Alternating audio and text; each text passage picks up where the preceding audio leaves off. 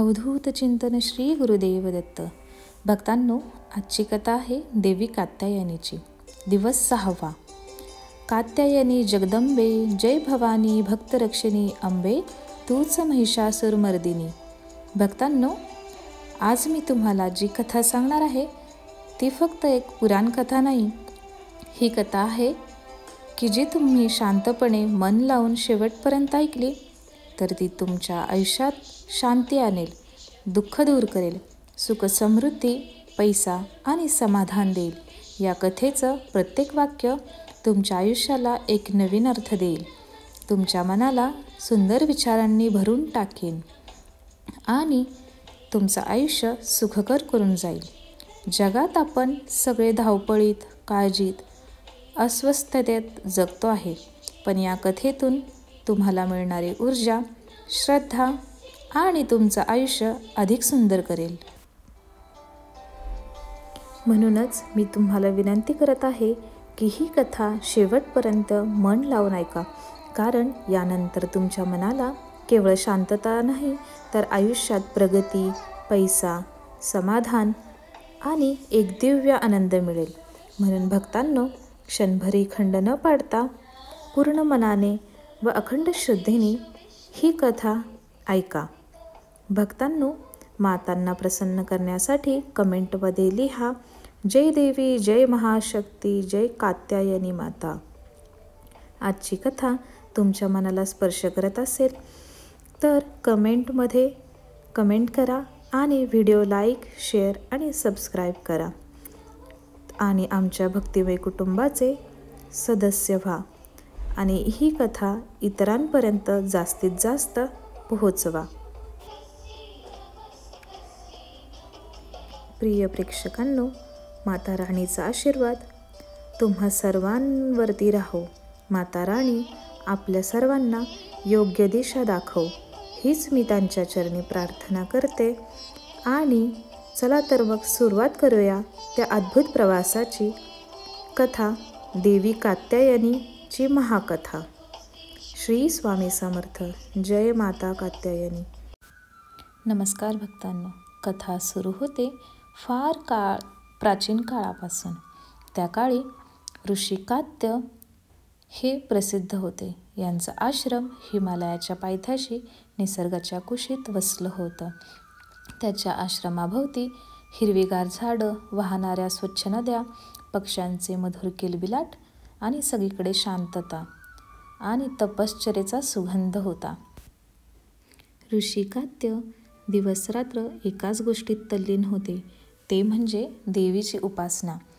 त्यांची मनोकामना एकच होती की माझ्या गोत्रात अशी कन्या जन्माला यावी जी जगात पसरलेल्या अन्यायाचा अंत करेल आणि दुष्टांचा नाश करेल आणि भक्तांचं रक्षण करून हे जग आनंदी, सुखी आणि निर्मळ करेल.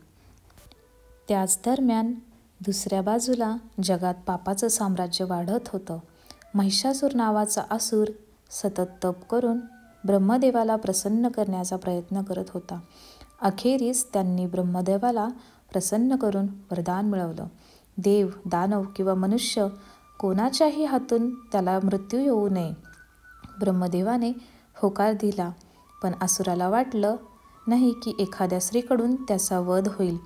त्याने हा भाग कमी लेखला आणि इथेच त्याचा पराभवाला सुरुवात झाली. वरदान मिळताच महिषासूर प्रचंड गर्विष्ठ झाला. त्याने दैत्यांची सेना गोळा केली आणि देवांवर आक्रमण सुरू केलं. इंद्राला स्वर्गातून हुसकावून लावलं. चंद्र, सूर्य, वायू, वरुण यांना गुलाम बनवलं. अगदी यज्ञकुंडही उद्ध्वस्त केलं. पृथ्वीवर ऋषींच्या तपश्चर्येला खंड पडू लागला. प्रजा भयभीत झाली. संपूर्ण विश्व भयभीत झालं. तेव्हा सगळे देव एकत्र जमले. कैलास, वैकुंठ, ब्रह्मलोक सगळीकडून देव आले आणि ब्रह्मदेवांच्या सानिध्यात सभा भरली. इंद्र निराश होऊन म्हणाले, हे ब्रह्मदेवा, आता आम्ही काय करू? हा महिषासूर इतका बलाढ्य झाला आहे की त्याला हरवणं अशक्य झालं आहे. तुमच्या वरदानामुळे तर त्याला कोणीही मारू शकत नाही. ब्रह्मदेव शांतपणाने म्हणाले, होय, त्याला कोणी देव, दानव किंवा मनुष्य हरवू शकत नाही, पण स्त्रीच्या हातून त्याचा नाश निश्चित होईल. हे ऐकून सभेत कुजबूज सुरू झाली. सर्व देव आश्चर्यचकित झाले. एका स्त्रीकडून एवढा बलाढ्य असुर कसा मारला जाईल? तेव्हा विष्णुदेव पुढे आले. त्यांना गंभीर आवाजात म्हटले, महिषासुराला हरवण्यासाठी आता एक नवीन शक्ती प्रकट करण्याची वेळ झाली आहे. आपलं सगळ्यांचं तेज एकत्र आलं तर एक अद्वितीय देवी जन्म घेऊ शकते. आणि म्हणूनच सगळे देव एकत्र आले. महादेवही हसले आणि म्हणाले, हो, आता वेळ आली आहे. सृष्टीचं रक्षण करण्यासाठी एक श्री रूपाचं हवं. तेव्हा सर्व देवांनी आपलं तेज अर्पण केलं. ब्रह्मदेवाचं तेज, विष्णुदेवांचं तेज, महादेवांचं तेज, इंद्रदेवांचं तेज, सगळं तेज एकत्र आलं आणि आकाशात एक दिव्य ज्वाला प्रकट झाली. त्या ज्वालेतून हळूहळू एक स्त्रीमूर्ती आकार धारण करू लागली.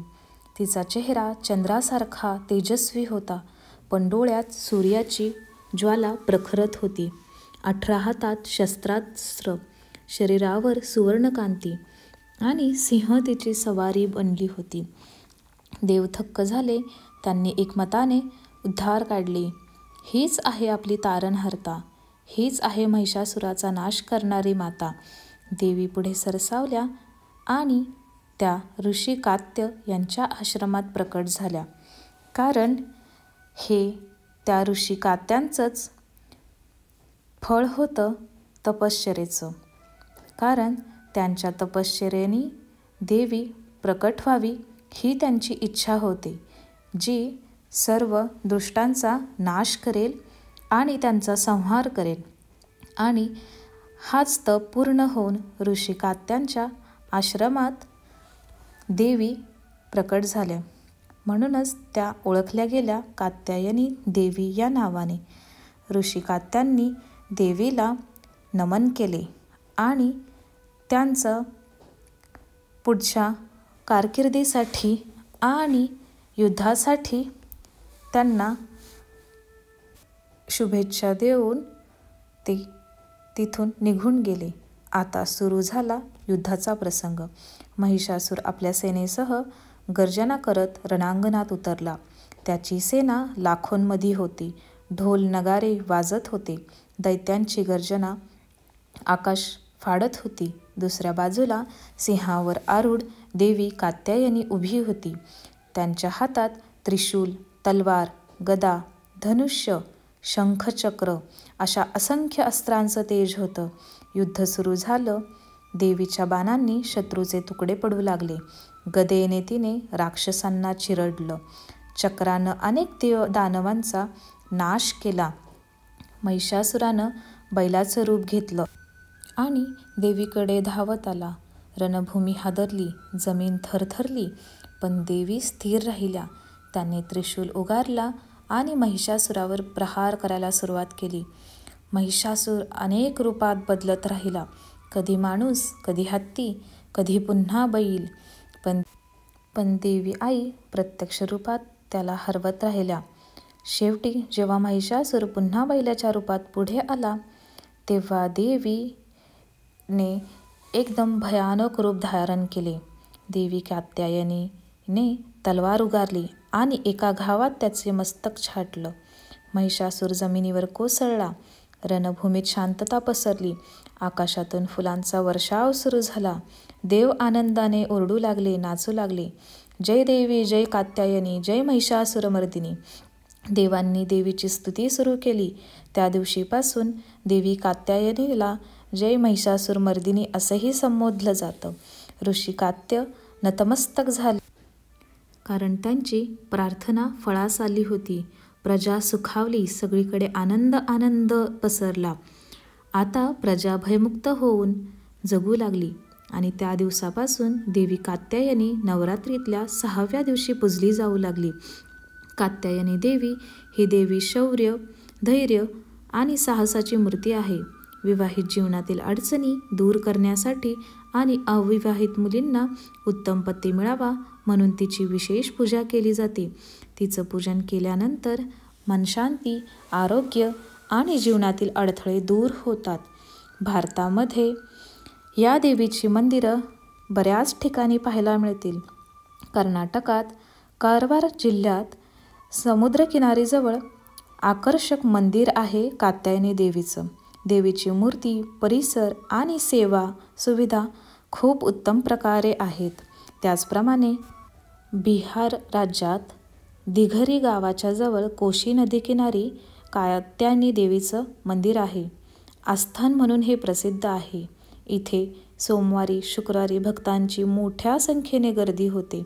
इथे देवीला दुधाने आंघोळ घालतात. ह्याचबरोबर वृंदावनात मथुरामध्ये उत्तर प्रदेशमध्ये कात्यायनी पीठ म्हणून आहे. ते 1923 साली स्थापन झाले आहे. इथे अष्टधातूची देवीची मूर्ती आहे.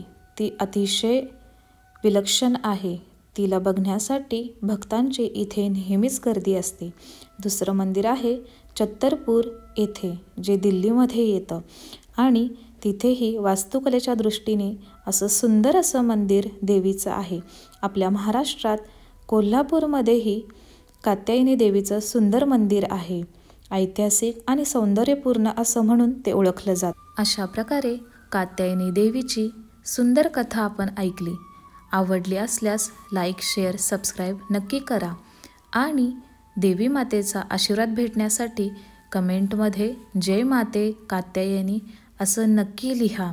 देवीची कृपा तुम्हा सगळ्यांवरती अखंड राहो हीच देवीचरणी प्रार्थना. तुमचे कोणत्याही स्वरूपातले अनुभव असतील शेअर करण्यासाठी कमेंट करा. धन्यवाद.